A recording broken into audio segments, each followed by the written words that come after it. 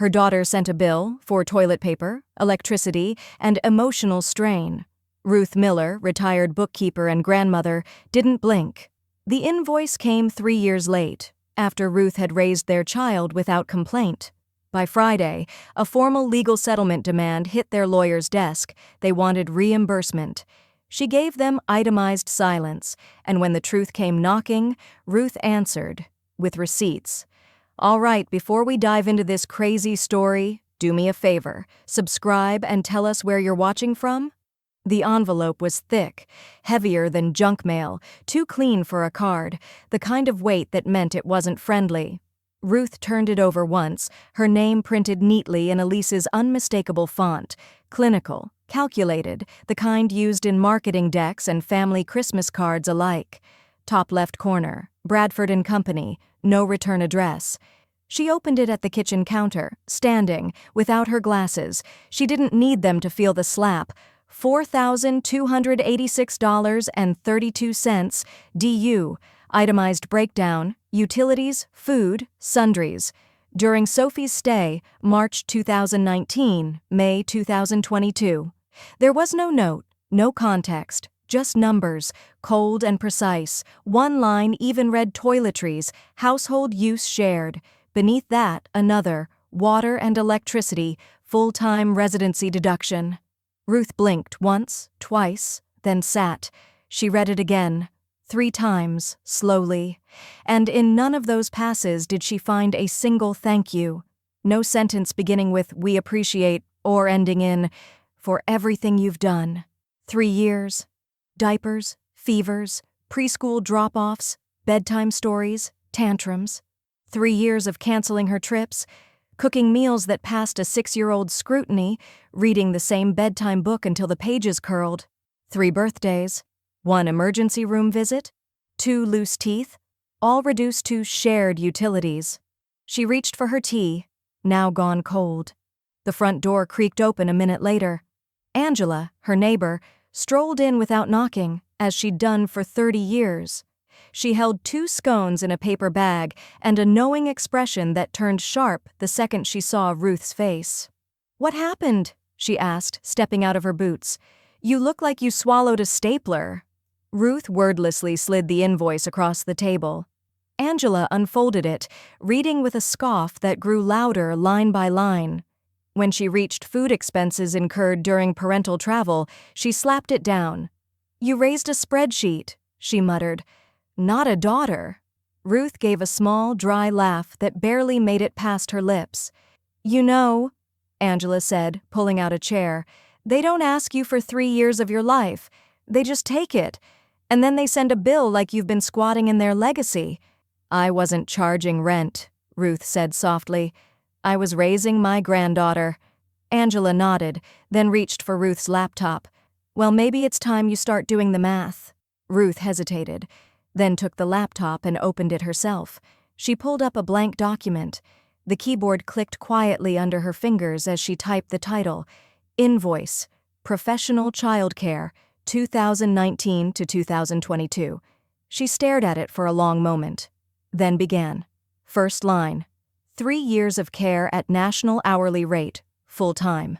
She paused, Googled the average, $21.45 per hour, 45 hours a week, 52 weeks a year, 3 years, $83,460. She added a second line, transportation, extracurriculars, clothing, and incidentals, estimate conservative. Still, $12,300. Angela leaned over her shoulder, eyes wide. "Don't forget tutoring, and you drove her to speech therapy twice a week for a year." Ruth added a note, services rendered beyond scope of family obligation, waived emotional cost. Angela placed a firm hand on her shoulder. "Add tax." "I'm not petty." Angela raised a brow. "Then at least charge for mileage." Ruth smiled thinly, then resumed typing. The work calmed her. Numbers obeyed rules. They didn't lie, embellish, or omit. When the totals were done and the numbers checked, she scrolled to the top and saved the file. Then she opened her email, clicked Compose, and began typing a subject line. Slow, deliberate. Subject, Invoice, Professional childcare, 2019 to 2022. Her hand hovered over send. They came at her with dollars. So Ruth gave them arithmetic.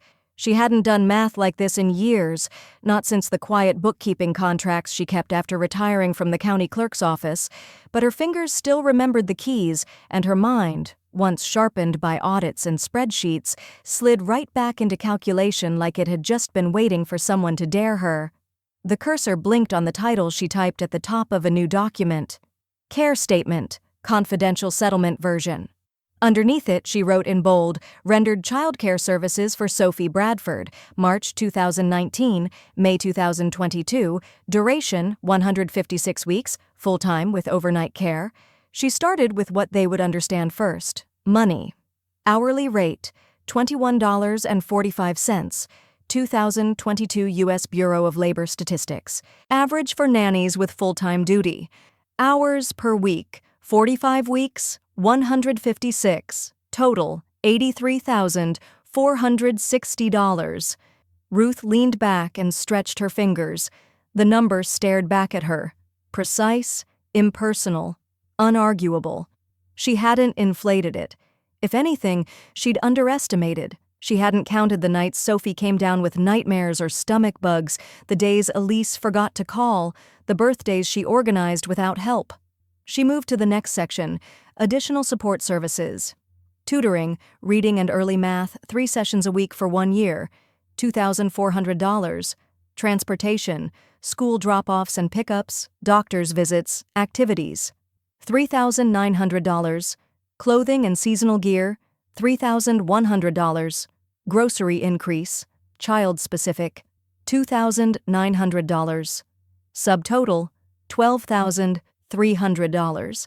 Angela stood nearby, watching from behind a mug of herbal tea, arms crossed like a skeptical board member. "Is that your final answer, Regis?" she quipped. Ruth didn't smile. "They billed me for paper towels." "Add tax," Angela said flatly. "Round trip to speech therapy is a write-off if you're a business." "And guess what, Ruth? Apparently you are now." Ruth clicked to add a footnote. "Mileage not included. Tax not applied." She hesitated, then added another section. Emotional labor, sleep regression, nightmares, parental absence, post-vaccine fevers, lost tooth anxiety, where's mommy conversations. Value waived. Notes. This labor was given freely, under assumption of mutual trust and gratitude. That last sentence took her the longest to write. Angela moved to stand behind her. "You know, I've always liked that you never raised your voice when you were angry. You just pull out the ledger." "I thought I was doing something sacred," Ruth said, voice tight. "Turns out I was just giving free labor." She saved the file and backed it up twice, once on a flash drive and again in her cloud account. Then, slowly and deliberately, she opened a new email to Mr. Charles Dunley, Esquire, subject, personal legal inquiry, confidential. She explained the situation in bullet points, brief, precise. She included the invoice. She didn't add editorial or tone, just facts. Sophie's face was on the corner of the bookshelf, a photo of her on the first day of kindergarten, standing in front of Ruth's garden, missing a front tooth, holding a sign that read, "I love my Grandma Ruth." Ruth didn't look at it. She couldn't yet. Angela refilled the tea. "You know," she said, stirring honey in slowly, "this may be the first time Elise is truly about to learn what you're worth." Ruth didn't reply. An hour later, a soft ping echoed from her inbox. From Charles Dunley.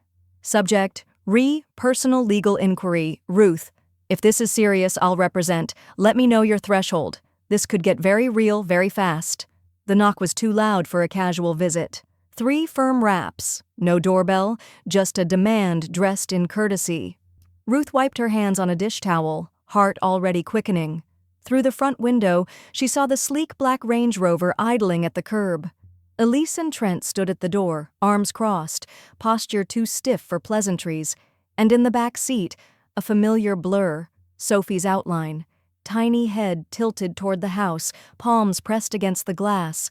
Ruth opened the door with the same quiet dignity she'd used at Elise's ballet recitals, PTA meetings, and every other moment she'd been asked to smile and stay silent. Elise started talking before Ruth even had a chance to say hello. "What is this?" she snapped, holding out a printed copy of the email Ruth had sent with the attached invoice. Some kind of joke? Trent stood just behind her, arms folded, a thin sheen of discomfort behind his polished exterior. The man had always worn his suits like armor, even when he didn't need one. Ruth stepped aside. "Come in if you're going to speak like adults."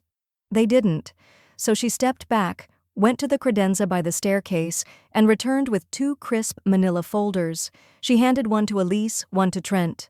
"No need to print your own copies, these are clearer." Elise opened hers, scanning quickly. $95,760? Are you serious? Trent's eyes lingered longer on the first page. He flipped through the itemized list: the hourly rate, transportation, tutoring, incidentals, the footnote about waived emotional toll. "You opened this with money," Ruth said quietly. "I'm responding in kind." "You're my mother," Elise said, her voice cracking in that sharp way it always had when control slipped. "You watched your granddaughter. That's what family does." "No," Ruth said. "That's what love does. What you're describing is unpaid labor." Trent finally looked up. "We thought you'd be above this. It feels vindictive." "I thought you'd be grateful," Ruth replied. "Instead, I got an invoice for paper towels." The silence stretched. Ruth could feel it, the exact moment their indignation turned to panic. Elise's hand shook as she stuffed the folder back into her purse. "She was happy with you," Elise said, jabbing a finger toward the living room, toward ghosts of Sophie's toys and drawings. "You made it sound like a transaction." "You did that," Ruth said flatly. "With your envelope. With your math." Outside, the car door opened. Sophie climbed halfway out of the back seat, her small sneaker hitting the sidewalk before Trent noticed and quickly moved to wave her back in. But Ruth had already seen her. She lifted a hand. A gentle wave. Sophie beamed, teeth wide in a grin, then ducked back inside. Elise saw it too. Something shifted in her eyes. Jealousy, fear, recognition. Maybe all 3. She turned back to Ruth with her mouth tight and her breath shallow. "You wouldn't dare go public with this?" Ruth raised an eyebrow. "Try me." That did it. Elise turned on her heel, nearly knocking Trent off balance. He paused, looked at Ruth like he wanted to apologize but couldn't quite remember how, and followed. The car door slammed. Ruth stood at the threshold long after the SUV pulled away, the wind curling around her ankles, smelling faintly of asphalt and spring grass. She didn't move. Not until the email pinged through her phone moments later. It was from Elise. Subject: "We should talk. Before this gets stupid." Ruth didn't start writing the press release out of rage. She started it out of habit. Documentation had always been her armor, and this time, it would be her sword too. The cursor blinked against a blank page for no more than a second. Then her fingers began moving, methodical, firm. Each line built not from emotion, but fact. She titled the draft, "Statement Regarding Care of Minor Child, 2019 to 2022. Beneath it, she laid out the timeline. Bullet points, chronological. Sophie Bradford moved in March 2019. Full-time physical and emotional care provided by maternal grandmother Ruth Miller. Parents, Elise and Trent Bradford, traveled internationally under the pretense of remote employment. Documented locations: Santorini, Abu Dhabi, Bruges, Cartagena. Posts tagged, #workfromanywhere, #boardroom-to-beach, #CEO on the move. She opened a second window and pulled up Elise's Instagram archive, painfully curated, high-saturation photos of clifftop villas, rooftop wine tastings, yoga retreats labeled business alignment trips. Sophie appeared in none of them. Then Ruth opened a folder she'd quietly kept all those years. Photos of Sophie asleep with a fever. A watercolor drawing that said, "My House Grandma's." Weekly schedules Ruth had built by hand to manage Sophie's speech appointments, reading programs, and playdates, receipts for lunchbox snacks, a certificate from her first ballet class. Angela appeared beside her with 2 mugs of coffee and an unfiltered opinion. You realize if this ever sees the light of day, Elise's entire self-image will collapse under the weight of your footnote, she said. I don't plan to release it, Ruth replied. Angela took a sip and nodded. Which is exactly why it's so powerful. Ruth turned her laptop slightly, letting Angela see the working headline. Angela squinted, then smirked. Luxury parents, budget grandmother. Oh, that's wicked, I love it. I'm not trying to humiliate them, Ruth said softly. Just to remind them they aren't the only ones who can create a narrative. An hour later, Ruth sent the file to Mr. Dunley. Subject line. Just in case draft, as discussed. He called her back within 10 minutes. I've begun drafting a formal demand letter, he said. We'll lead with unpaid care valuation, attach backup documentation, and keep the settlement clause private unless they breach. I take it you're still serious? I've never been clearer. For a moment, neither spoke. Then Dunley said, It's a shame, Ruth. They mistook silence for permission. That evening, as twilight melted across the Fort Collins sky, Ruth sat by her window. The street was quiet, wind soft through the trees. Her phone vibrated on the side table. FaceTime. Sophie. Ruth answered, holding her breath. Sophie's face appeared, dimly lit under the covers of what was clearly Elise and Trent's guest room. Hi, Grandma, she whispered, a small giggle tucked under the words like a secret. Ruth smiled gently. Hi, sweet pea. Aren't you supposed to be asleep? I told Alexa to say I was playing ocean sounds. Sophie grinned. Ruth's throat tightened. Clever girl. I miss you. Those 3 words landed like a stone in Ruth's chest. Heavier than any invoice. I miss you too, honey, she said. Every single day. Sophie leaned closer to the screen, whispering, Can you come get me? Before Ruth could answer, the screen blinked to black. Call ended. A beat passed, then her phone buzzed with a text notification. Elise. Let's talk before this gets stupid. The cafe was neutral, by design. No history, no memories stitched into the walls, just faux marble tabletops, soft jazz, and the artificial safety of public civility. Ruth chose it on purpose. Elise and Trent were already seated when she walked in, side by side in crisp athleisure like they come straight from a photo shoot rather than a confrontation. Elise's sunglasses stayed on. Trent tapped his phone screen like he might need to vanish at any moment. Ruth walked slowly, deliberately. She carried no purse, just a manila folder tucked under one arm. The air smelled of roasted espresso and lemon pastry. She noticed Elise hadn't ordered anything. Power move. Thank you for coming, Trent offered with an awkward smile. Ruth slid into the seat across from them, spine straight, hands calm. She placed the folder on the table and opened it with surgical precision. This is the final version of my invoice, she said, her voice steady. Dated, itemized, and prepared for legal presentation. Elise leaned forward slightly, eyes narrowing. Ruth handed over the packet, one sheet at a time, as if making them absorb each number. $95,760, Ruth said. That covers 3 years of full-time childcare. I used the national average hourly rate, then added transportation, education support, clothing, and other essentials. I did not include emotional labor. That's listed as waived. Trent blinked hard. You're really serious about this? Wouldn't be here otherwise, Ruth replied. And if we don't pay? Elise asked, voice low, flat. Ruth looked her daughter square in the eye.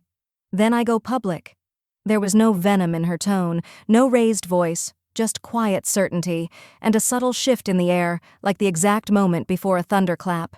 Elise scoffed. You'd burn the family down? You lit the match when you decided I was a line item. Trent cleared his throat. Isn't this extreme? We all made choices, Ruth. You two made choices. I made accommodations. He leaned forward, hands clasped. Look, we appreciate everything you did for Sophie. No, Ruth interrupted. You don't. If you did, I wouldn't be here explaining what love looks like on paper. For a moment, no one spoke. Only the hiss of the espresso machine behind them filled the silence. Trent pulled the packet closer. 60 days? From today, Ruth confirmed. Payment in full or I release a public statement. I've documented everything. Timeline, photos, social posts, receipts. Elise opened her mouth to speak, then shut it again. Her jaw flexed, teeth clenched behind the gloss of self-control. Finally, she asked, "Is there room to negotiate?" Ruth didn't flinch. "You negotiated when you sent me a bill for $4,000 and forgot to include the name of your own daughter." A waiter approached timidly, but Trent waved him away. "I could give you a check for $25 today," he offered. Ruth smiled, but it didn't reach her eyes. "This is not a garage sale. I'm not haggling over the cost of my life." "You're enjoying this," Elise said quietly. "No," Ruth said, more honest than she expected. "I'm mourning what's already broken." That landed. Elise's face shifted, just briefly, a flicker of pain underneath the shell. Ruth caught it but didn't soften. She closed the folder, pulled it back to her side. "This isn't about revenge," she said. "It's about clarity. You wanted to make this transactional. I simply responded in the language you used first." Trent exhaled through his nose and stood. Elise followed, slower. The tension walked with them, thick and clinging. As they turned to leave, Ruth said evenly, "This settlement offer will expire in 60 days. After that, it becomes a matter of record." They didn't respond, but as they stepped out onto the sidewalk, Ruth watched them whisper, heads tilted close, like co-conspirators who'd realized the rules had changed. She sat still for a moment longer. The waiter finally returned, cautiously optimistic. "Would you like anything?" "Just the check," Ruth replied. Then she reached into her pocket and pulled out her phone. She dialed. "Dunley," came the familiar voice. "It's time," Ruth said. "Send the formal version." The courier wore gloves. That was the first sign things were shifting from petty to professional. Ruth stood at her front door as the man in the navy fleece vest handed her a carbon copy of the delivery confirmation. "Both drop-offs complete," he said. "One at the law firm in downtown Fort Collins, one at the corporate building near Mulberry." She thanked him, but her attention had already shifted to the folder in her hands, an exact replica of what now sat on Elise's firm partner's desk, and another on the 12th floor where Trent's office overlooked the river trail. Mr. Dunley had used heavy stock paper.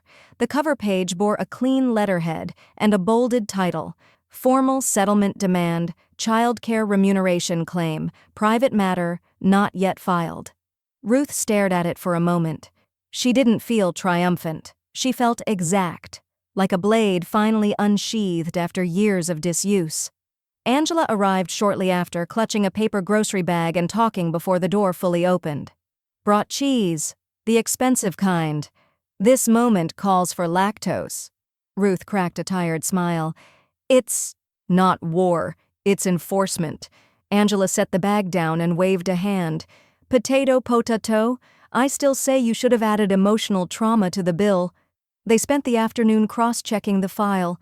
Ruth had already sent over photos, scanned receipts and screenshots, but now she added something heavier. 3 bound notebooks, her daily journals from 2019 through 2022, pages filled with sick days, spelling tests, bath time songs, and notes like Sophie had a nightmare, told her I'd be here when she woke up. Angela placed them in the evidence box gently, like relics. "This is more than a ledger," she murmured. "I know." By late afternoon, Ruth had decided to take one more step. She and Angela drove to the county clerk's office and filed for a temporary no-contact order, limited in scope, designed to hold until things settled. Not out of spite, but stability. That evening, Ruth prepared a video call for Sophie. They had a standing Tuesday ritual, 7:30 p.m., a bedtime story via FaceTime. It had started during the first year, when Sophie missed her parents so badly she wouldn't sleep without hearing someone read Charlotte's Web. But tonight, there was no answer. Ruth tried again. Then again. Nothing. She texted Elise. "Is Sophie okay?" I tried to call her. No response. 3 hours later, a reply appeared. "New routine. Please don't call without scheduling in advance." Just that. No greeting. No explanation. Ruth sat down at her kitchen table, fingers trembling slightly as she pulled open her laptop. She opened a folder marked Sophie, Personal Archive, and began scanning and labeling every photo from the past 3 years. First ballet recital. The treehouse Ruth helped paint. The hospital wristband from when Sophie had the flu. Each image a timestamp, each caption a tether to reality. It was quiet in the house, too quiet. Ruth rose, grabbed her keys, and drove 15 minutes to the edge of town. Her storage unit was tucked beside an RV rental lot and a shuttered mattress outlet. The keypad still stuck slightly on 4. She punched in the code. The metal door groaned upward. She hadn't been there in months. Inside, on the far left shelf, sat 3 plastic bins labeled in faded Sharpie. Sophie, drawings. She opened the first one. On top lay a crayon picture of a woman and a girl with identical ponytails holding hands. The caption was jagged but legible, "Me and Grandma. She lives where the flowers are." Ruth exhaled slowly. She ran her hand along the paper, as if smoothing out the truth. Her phone buzzed in her pocket. It was a text from Dunley. "They've hired counsel. That's a good sign." The envelope was thinner this time. Too thin for sincerity. Next day, it arrived via certified mail, addressed not in Elise's sharp, slanted script, but by a paralegal's sterile label printer. Ruth peeled the seal carefully, like she might find something venomous inside. And she did, just not in the form she expected. Inside, a single-page letter from a Denver firm she didn't recognize. At the top, in italicized legalese, a counteroffer. Settlement proposal, $15,000, full resolution, no admission of liability, subject to mutual non-disclosure. No names, no dates, no acknowledgement of 3 years of lullabies, school drop-offs, or late-night fevers. Just a number, and the assumption that it would silence her. Ruth didn't sit down. She didn't need to. She walked the letter directly to the shredder. Angela was already on her porch when Ruth stepped outside, holding 2 iced teas and an expression that knew too much. "I saw the mail truck stop," she said, handing Ruth a glass. "Want to tell me or want me to guess how insulted you feel on a scale from mildly annoyed to I could turn this town upside down with one well-placed letter?" "They offered 15, Ruth replied flatly. Angela blinked. "1,000? Ruth nodded. Angela muttered something sharp under her breath and took a long, defiant sip of her tea. "You countering?" "No," Ruth said, turning toward her door. "I'm reiterating." Inside, she drafted a 1-line email to Mr. Dunley. "Reject and reaffirm original terms. No counter, no negotiation. This isn't revenge. This is value." Less than 24 hours later, there was a knock at the door. Ruth opened it to find Trent Bradford standing awkwardly on her porch, wearing a dress shirt unbuttoned at the collar and gilt pressed like sweat under his armpits. "No Elise?" Ruth asked, crossing her arms. "She didn't want to come," Trent replied. "Figured I could, well, mediate." Ruth raised an eyebrow. "That's rich." "I just want to talk," he said. "Can I come in?" She didn't answer, just turned and walked inside. He followed. They sat at the kitchen table. Ruth didn't offer coffee. Trent didn't ask. "You know this will ruin us," he said, voice low.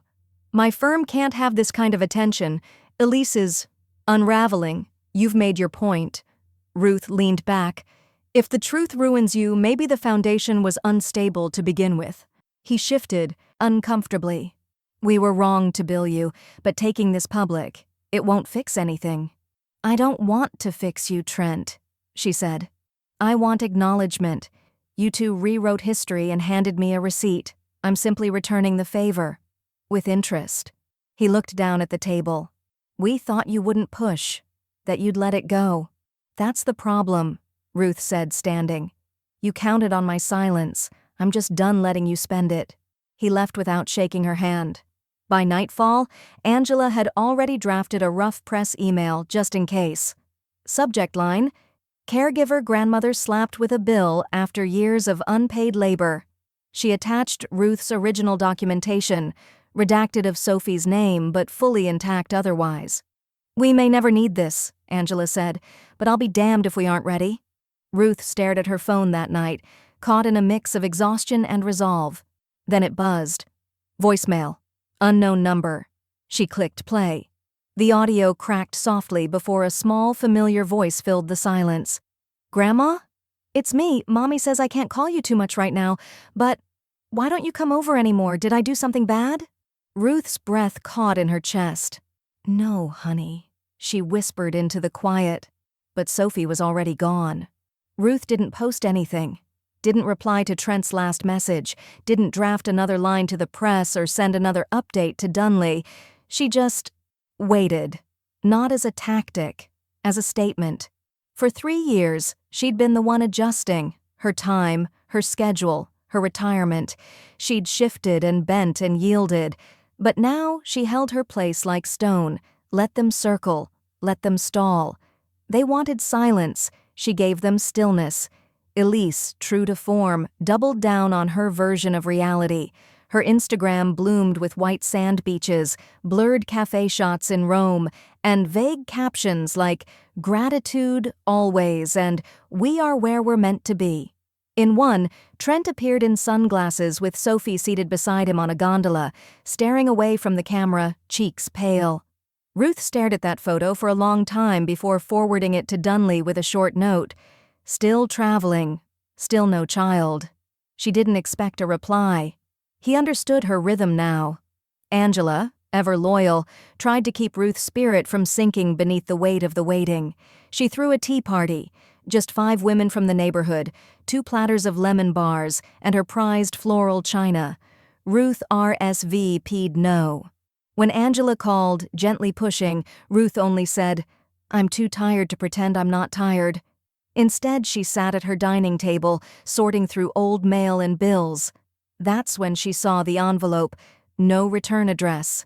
But the handwriting, childlike, wide, uneven curves. Inside was a single folded sheet of notebook paper lined in faint blue. A drawing. Crayon-heavy strokes showed a house with a red door. 2 stick figures, one taller with gray hair, the other with yellow pigtails. Between them, a purple heart. At the top, in careful block letters, "I miss you, Grandma. Love, Sophie." Ruth blinked hard. The drawing stayed steady in her hands. She stood, walked to the hallway, and slid it into the center of her favorite frame, displacing an old family photo in the process. She didn't cry. She straightened the frame, stepped back, and let the silence hold its shape. 2 days later, a knock on the door. No visitor, just an envelope beneath the welcome mat. Inside, a typed letter on firm, expensive paper. Trent's handwriting in pen at the bottom. "We are prepared to offer $40,000 in exchange for full resolution. No public statement, no legal filing. Please consider. This is becoming difficult for all of us." Ruth read it once, then again. She placed the letter on the kitchen counter and brewed herself tea, not Angela's floral blends, just plain Earl Grey. She took her time with it, let the steam curl up and ease the tension in her jaw. Then she called Mr. Dunley. When he answered, she said only this, "Now we're negotiating." He chuckled on the other end. "I'll draft a new posture." "I'm not moving," she said, "but I'll let them shift toward me." He understood. That night, the porch light flickered. Angela showed up holding a pie tin. "Lemon meringue," she said, hoisting it like a trophy. "You've earned something sweet." They didn't talk strategy. They didn't need to. The next morning, Ruth checked her inbox. A single subject line from Dunley blinked back at her. "Settlement position update. Opposing counsel indicates readiness." They expected a number. Ruth gave them a clause. The conference room at Dunley and Associates was quiet, almost reverent. The windows looked out over a line of cottonwoods, their early autumn leaves gold-tipped and trembling, like they too understood something was about to end.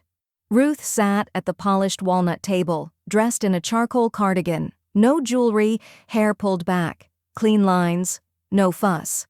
Across from her sat Elise and Trent, flanked by their attorney, a younger man with slicked hair and the telltale sheen of someone paid to make bad press disappear. Mr. Dunley adjusted his glasses and cleared his throat. "My client is prepared to accept a monetary settlement in the amount of $75,000. Trent exhaled, visibly relieved. "But with one non-financial condition," Dunley continued, sliding a second sheet of paper across the table. "A letter, signed by both parties, acknowledging Mrs. Miller's 3 years of full-time, unpaid childcare for her granddaughter, Sophie Bradford. The opposing attorney blinked. A letter? Not for public release, Dunley clarified. It will be sealed in a keepsake box, accessible to Sophie alone, when and if she chooses. It does not constitute legal admission, merely personal acknowledgment. Elise scoffed. You want a time capsule of shame? Ruth finally spoke, voice low but clear. I want Sophie to have the truth, not the curated silence you've raised her on. Trent sat forward. We're paying. Isn't that acknowledgement enough? No, Ruth said, because one day she'll have questions. And I want her to know I stayed. I showed up. Not for money. For her. Elise looked at the paper as if it might cut her. I don't want her reading that, she said. She'll start seeing things differently. Ruth didn't flinch. That's the point. For a long moment, no one moved. Just the low hum of the air vent, the ticking of Dunley's antique clock on the wall. Then Trent reached for the pen. He signed first, his name looping carefully like he wanted the ink to appear more intentional than it felt. Elise hesitated longer. Her hand trembled slightly as she picked up the pen, stared down at the words. To our daughter Sophie, this letter is to acknowledge that your grandmother, Ruth Miller, provided 3 full years of loving, consistent care while we worked abroad. Her time, stability, and presence were foundational to your early years. She gave without asking. We regret that we did not thank her sooner. Tears welled, but Elise blinked them back and signed. She slid the paper away quickly, as if it burned. Ruth folded it gently, placed it in a manila envelope, and tucked it into her leather handbag. Mr. Dunley nodded once. We'll move forward with disbursement. Ruth stood, smoothed her cardigan. Thank you for your time. Elise didn't meet her eye. Back home, Ruth entered the bank for the first time in years. She sat down with a personal banker, explained she wanted to open a new savings account, something separate, clean. What would you like to name the account? The woman asked, typing quickly. Ruth didn't pause. Sophie Fund. The woman smiled. Lovely. For college? Maybe, Ruth said. Maybe for therapy or dance classes. Whatever reminds her she was always worth the investment. Later that night, Angela arrived with a thermos of decaf and a smug grin. So? She signed. Angela whistled low. You didn't just get paid. You got proof. Ruth nodded. It's not about who wins. It's about who remembers. In the quiet that followed, Ruth removed the envelope from her bag. She didn't reread it. She already knew it by heart. Instead, she walked to the hallway, opened the cedar chest at the end of it, and slipped the letter between Sophie's baby blanket and her kindergarten graduation photo. Then she closed the lid and walked away. The wire transfer cleared on a Monday. Ruth didn't celebrate. She stared at the balance online, 5 digits, crisp and hollow, and then clicked out of the tab. The money wasn't the point. It never had been. It was the punctuation at the end of a sentence Elise and Trent had tried to end with a question mark. She waited a few days before responding to Sophie's last voicemail. Not because she didn't want to. Because she needed a clean line between love and leverage. Instead of seeing her, Ruth poured her energy into the form that had been sitting on her desk since April. A grant application template. She modified it, sharpened the criteria, defined the mission, to support grandparents providing primary care to children, unpaid and unacknowledged. She named it the Golden Thread Grant, inspired by something Sophie had once said as they stitched buttons onto a cloth rabbit. You're the string that holds everything, she'd whispered. Angela proofread the paperwork, wiping her glasses twice as she reached the end. You're really doing it, she said. They tried to make you a footnote. Ruth smiled. And I became their headline. Within 2 weeks, the fund was live. Modest, but real. Ruth contributed $25,000 to seed it. No public launch, just a quiet email to Mr. Dunley and a local community board. A week later, Ruth received a handwritten envelope addressed in block letters. Inside, a thank you card from Sophie's second-grade teacher. Simple, unadorned. Dear Ms. Miller, An anonymous donation covered Sophie's class field trip to the Denver Children's Museum. I thought you should know. She lit up the whole bus. Thank you, however you made it happen. Ruth reread the note 3 times, then tucked it into her kitchen drawer next to the scissors and tape. Not quite precious enough for the memory box, but too meaningful to toss. She still hadn't returned Sophie's call. Not yet. Not because of anger, but because bridges needed foundations, not rush jobs. That afternoon, Ruth filled her sunroom with small clay pots, each holding a cutting from her African violets, now blooming wild after years of bare patience. As she pressed soil down gently, a soft ping echoed from her phone. An email. From Elise Bradford. Subject: I was wrong. No greeting. No sign-off. Just 5 words in the body. I didn't think you'd do it. Ruth stared at the screen. She didn't reply. Instead, she walked into her study, lit a cinnamon candle, and opened a new document on her computer. The working title sat bold at the top: Care Without Applause. When Grandmothers Raise Quiet Revolutions. The cursor blinked. She began typing. That night, she made herself a grilled cheese sandwich and split a bottle of ginger ale with Angela, who arrived in a bathrobe and demanded they watch something stupid and happy. No lawsuits, no spreadsheets, Angela said, flipping through streaming options. Just joy, and maybe a dog who solves mysteries. Ruth laughed for the first time in weeks, sharp, real, from the belly. She let it echo off the walls she'd once decorated with Sophie's stick figure masterpieces. They watched 2 episodes before Ruth's phone buzzed again. Not Elise, Sophie. This time, a text, a photo of the cloth rabbit, now a little ragged. And beneath it, just 3 words: Still love you. The apology sat in Ruth's inbox for 2 days. 5 lines. No punctuation. A lowercase I, leading a sentence meant to bridge 3 years of silence and 1 cold invoice. Ruth didn't delete it. She didn't respond either. Instead, she dragged it into a folder titled Personal Greater Than Not Required. Angela brought scones the next morning, fresh from the bakery near Mason Street. She dropped the bag onto the counter and caught the flicker in Ruth's eyes. She finally crawl back in? Angela asked, not unkindly. Ruth poured the coffee. She typed 5 sentences. I typed 3 years. Angela sat down heavily, her worn denim jacket creaking with the motion. You owe her nothing. Ruth stirred cream into her mug, watching the swirl fade. I gave her everything. That was the problem. She didn't say it with bitterness. More like arithmetic. A calculation she'd finally stopped rounding in someone else's favor. That afternoon, Ruth walked to the attorney's office 2 blocks off Mulberry.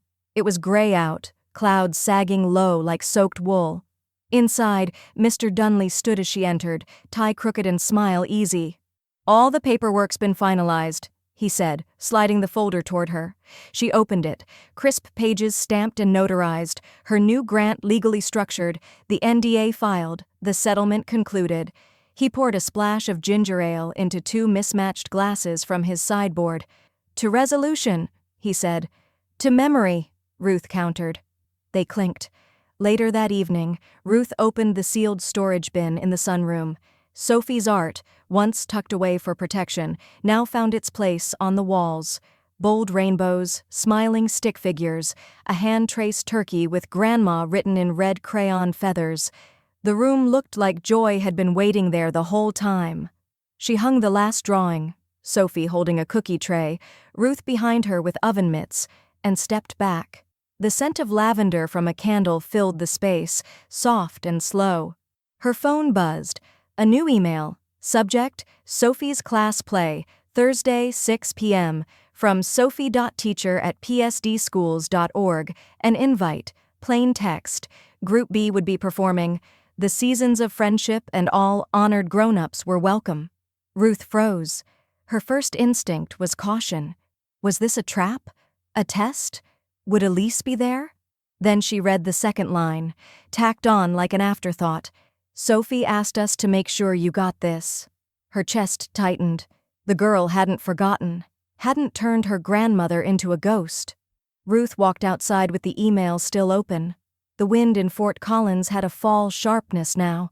Not quite winter, but no longer forgiving. She looked up at the oak tree in her yard, still holding on to a few yellowing leaves. "Looks like we've both been through it," she whispered. Angela leaned over the fence. "You going?" "I don't know." Angela shrugged. "Then go without knowing.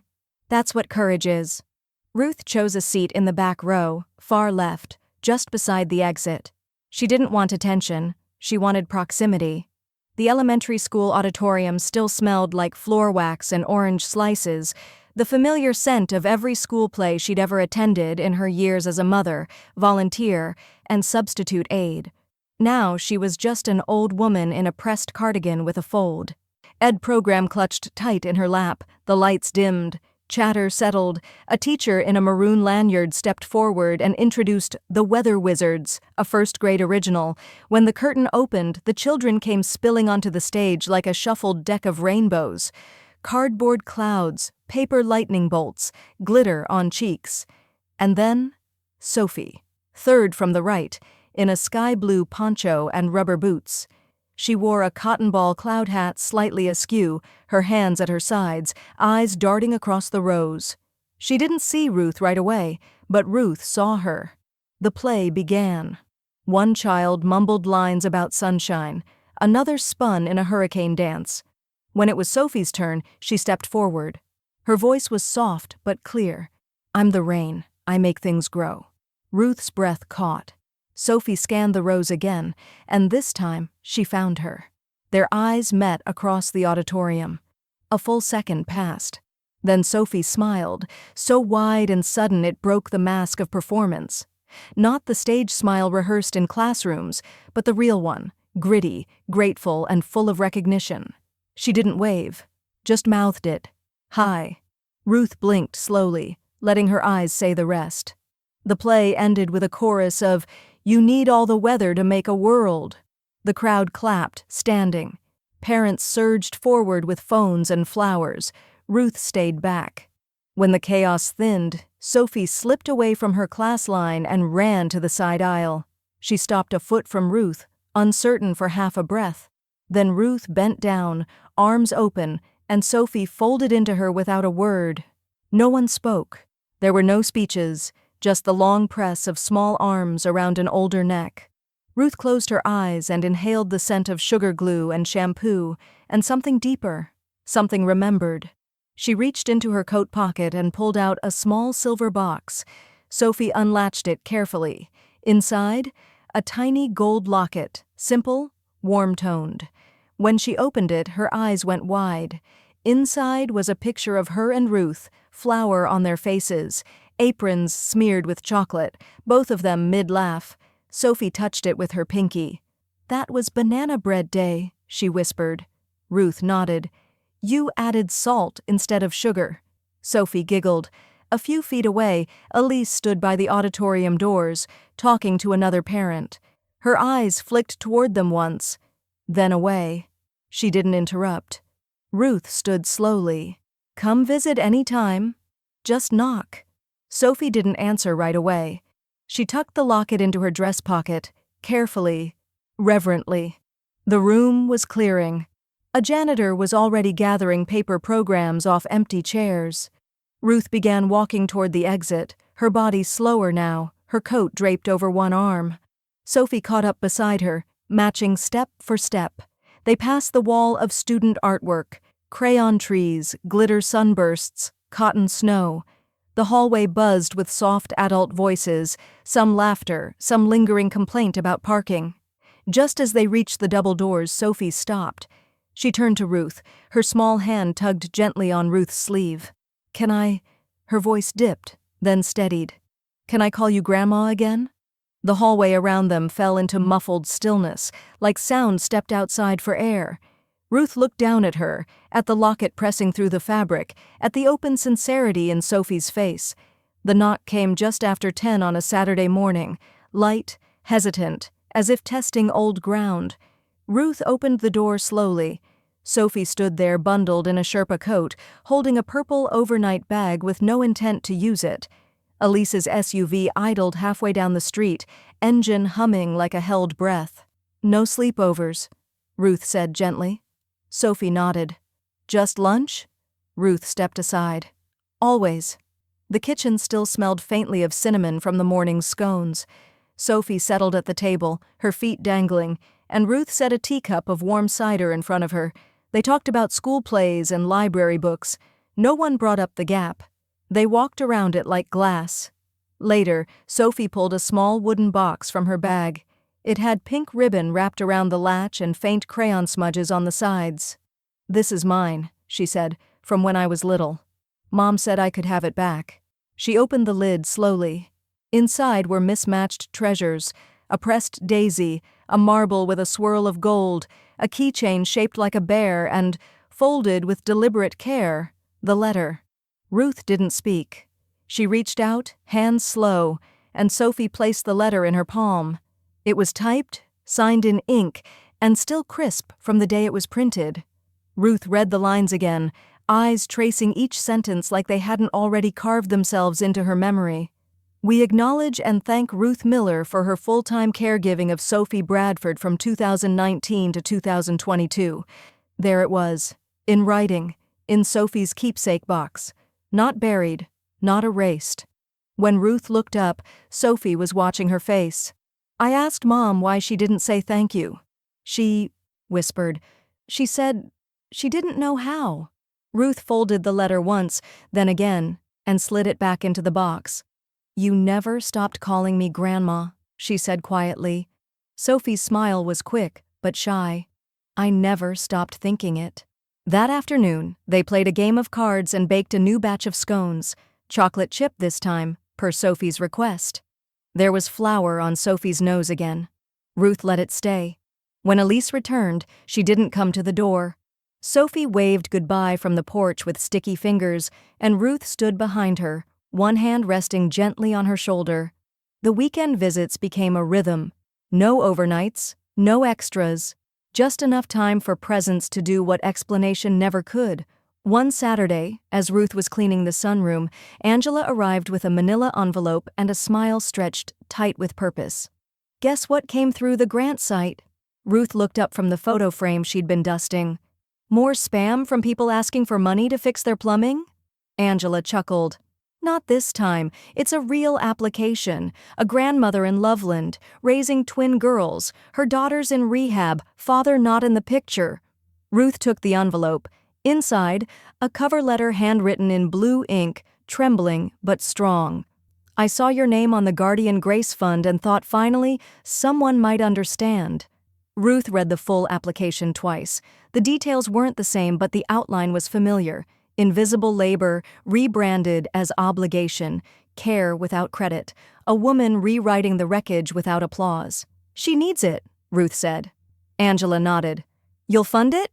Ruth looked toward the framed drawing Sophie had made, me and Grandma baking, with lopsided smiles and little hearts. "We'll fund it," she corrected. The unveiling was quiet, not ceremonial. No microphone, no speeches, just a Monday morning in a hallway lined with second-grade drawings and crusty glue projects.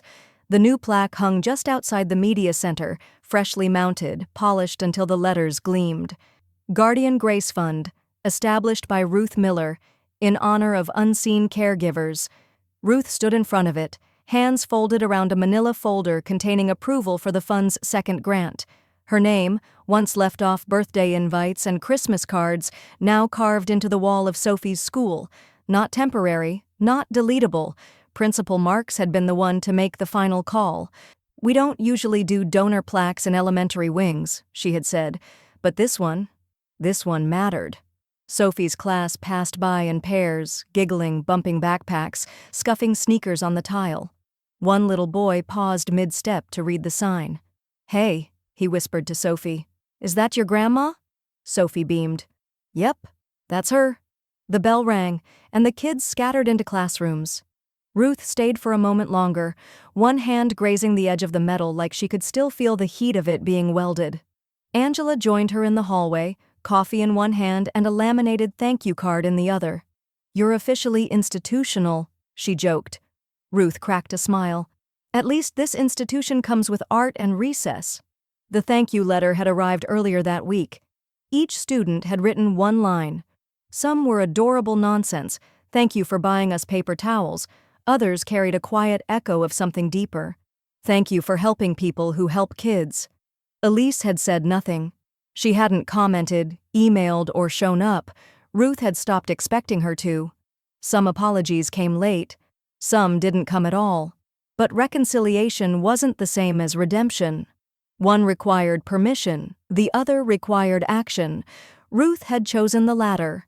Each Friday now, she met with a small board of women, 2 retired teachers, a retired nurse, and Angela, of course, to review new grant submissions. They drank weak coffee, argued over phrasing, and made sure no grandparent would ever again feel like an invisible footnote. One afternoon, while sorting through hand-drawn envelopes from kids whose caregivers had applied, Ruth felt a tug on her coat. Sophie stood there, out of breath from recess, cheeks flushed. "I have something," she said. Ruth followed her to the art room. On a low table near the window, surrounded by glue sticks and crumpled construction paper, sat a drawing, carefully shaded with colored pencils, each line tentative but certain. It was of the 2 of them, Ruth in her kitchen apron, Sophie with flour on her nose. Above them, written in blocky letters, "Me and Grandma. Always." Ruth blinked once, then again. Sophie handed it over like something sacred. "Mom says I'm lucky," she said softly, "but I think you are too." Ruth folded the paper gently and slipped it into her folder. "You have no idea." Later, alone in her car, she placed the drawing on the passenger seat, angled so she could glance at it on the drive home. Angela had once warned her, "There's no closure in silence, only wait." But this wasn't silence. It was permanence, and in its quiet way, it echoed louder than the original insult ever had. The folder was labeled "Outstanding" in neat, sharp letters. Ruth had kept it at the back of her filing cabinet, even after the payment cleared, even after the plaque went up, just in case, just to remember. Now she held it in her lap, flipping through the last few documents, the original invoice from Elise and Trent, a copy of the settlement letter, a printout of Sophie's thank you drawing. At the bottom, paper-clipped, was the handwritten letter Elise and Trent had signed, the one Ruth had demanded be placed in Sophie's keepsake box. Ruth ran her finger along the edge of the page. No emotion, just a sense of gravity, like dust finally settling after a long, slow collapse. She slipped the folder shut, pressed the tab down, and placed it in the burn pile. Angela sat nearby by the window, her chair angled to catch the sun. She looked up from her crossword. "That the last of it?" Ruth nodded. Balance cleared. Angela raised her mug in a toast. "Amen." Outside, late spring shimmered over Fort Collins. The street hummed softly with bird song and the occasional whoosh of a passing car. Ruth leaned back, savoring the stillness. She hadn't needed revenge, she'd needed space, and now she had it. Sophie visited most weekends now. No drama, no whispering phone calls beforehand. She just arrived, backpack bouncing, braid lopsided, cheeks full of new stories. She colored at the kitchen table, helped Ruth water the tomatoes, and sometimes, without prompting, reached for Ruth's hand while they walked to the park. They didn't talk about Elise. They didn't need to. One Saturday afternoon, Sophie brought a small pink folder of her own. "It's for school," she explained. "I'm supposed to write about someone who helped me grow."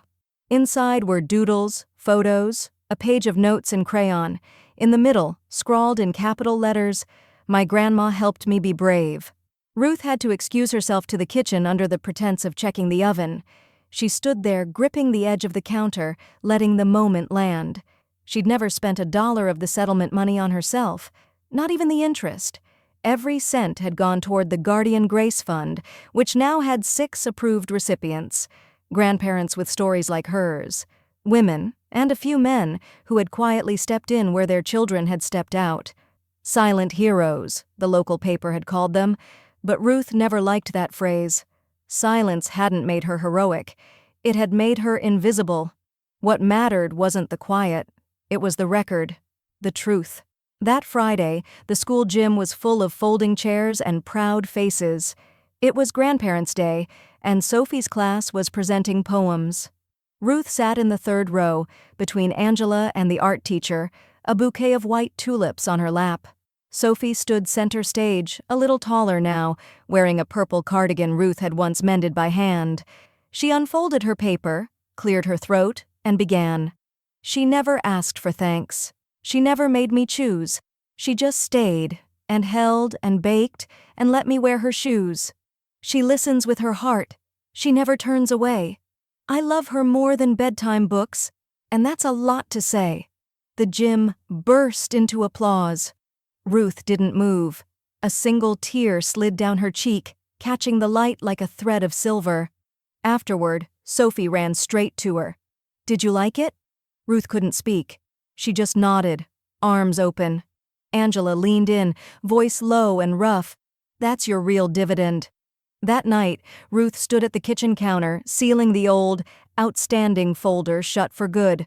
She didn't burn it. She placed it in the back of her closet, under a quilt Sophie had helped tie last winter. Some truths don't need to be destroyed, just put away. She clicked off the kitchen light and walked to the front window. Outside, the streetlights flickered on. She whispered, more to herself than anyone, "They charged me for light." I gave it freely, and I left them in the dark.